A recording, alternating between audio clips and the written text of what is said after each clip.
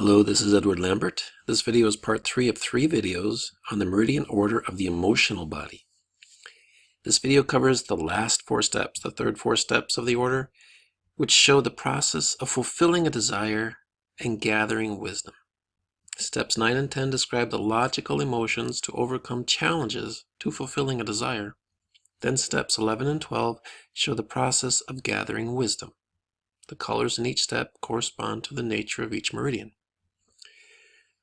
So, if you remember from step 8 in the previous video, a path was chosen to work out the desire and to fulfill the desire. Once that path is chosen, these challenges come up. And so one needs to then logically work through the details to overcome these challenges. So here in step 9, we go to the spleen meridian. You visualize a sphere of sky blue color. Once a person has chosen a particular job, they set to work on the details of fulfilling the original desire. It is the emotion of patience, attention to detail, calmness under pressure, efficiency, humility. The emotion is maturing to work out these little details. So the emotion of spleen is the foundation to build and express knowledge. The emotions are logical and practical. There are emotions to observe and serve. Now, you're building upon this logic.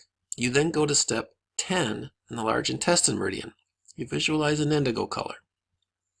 When desire has expressed in details of experience, one is able to arrive at conclusions, laws, and principles. One then expresses an emotion of authority to judge the quality of life. The emotion is austere, cold, unforgiving, authoritative. One embodies the expression of their desire after hard work and gaining knowledge. They are mastering their craft. One defends the rights of their desire, maybe fanatically. These are all little aspects of this step 10. These 2 steps, 9 and 10, are the emotions of logic and developing principles and laws. Now we go to the last 2 steps of the order.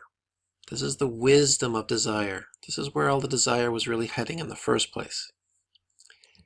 So we go to step 11 with the kidney meridian. Visualize a violet color. Emotionally, a person reflects upon the results of their desire. What happened? They go beyond law to reflect upon the deeper truth of desire. What were the consequences? Who benefited? Who was hurt? A person can go into solitude to seek understanding. Many are forced into solitude to think like prisoners. So the kidney brings the emotions of understanding like guilt, regret, contentment, gratitude, forgiveness, and wisdom. These are all emotions upon reflecting upon the whole process and the completion of the process. And then we go to step 12 with the Sanjiao meridian. Visualize a purple color. So after deepening emotional awareness with the kidney, where you've broadened your awareness of how your desires, your personal desires, have affected many other people or many other situations in society, we then distill wisdom from that experience. Some people aren't able to really see their consequences on how their desires affected other people. Some people are. That's the extent to which this step can be lived. We come to feel what really matters. Was it important that we were the only ones that benefited, or that we were the only ones that were hurt?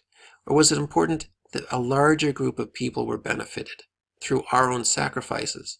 These are all emotional experiences at this step. So the Sanjiao rules the hypothalamus, which controls emotion. Desires can glorify one's own interests or universal love. So desires that glorify one's own interests have their own specific consequences, and one can glorify their own self-interest if that's what they want to do. Or one can have desires of universal love, of service to other people, and their consequences hopefully are good, and they can improve the lives of other people. They gather wisdom from that, and spiritually they are cultivated and nourished. So to live this step poorly is to remain immature in desires, especially those desires of one's own interests. To live this step well is to mature in desires, to realize that your own personal desires really may have hurt other people. So to mature in this process is to reflect upon the consequences of your desires and then to improve. There's a spiritual practice called introspection, where every night or every day one reflects upon everything they thought, did, felt, desired, said, and they evaluate all of these things so that the next day they live better. They know what they did wrong, they know what they could have done better, and they improve. But eventually, we mature to live one desire, not our will, not our own personal desires, but the will of God. This is why we live life emotionally, to really understand how our actions affect others so that we feel them. And through feeling and sensing how our actions affect others and ourselves, we rise in wisdom.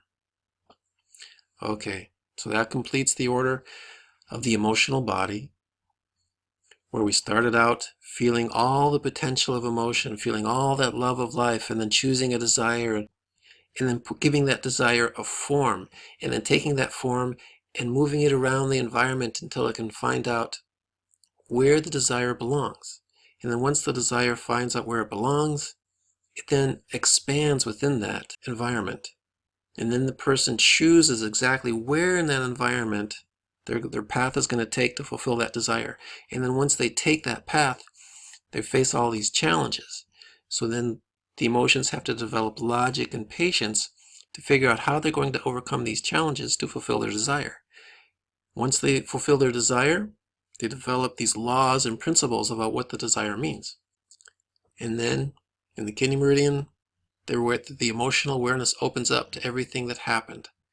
And then in the last step, it all comes together where one can distill as much wisdom about their life as possible.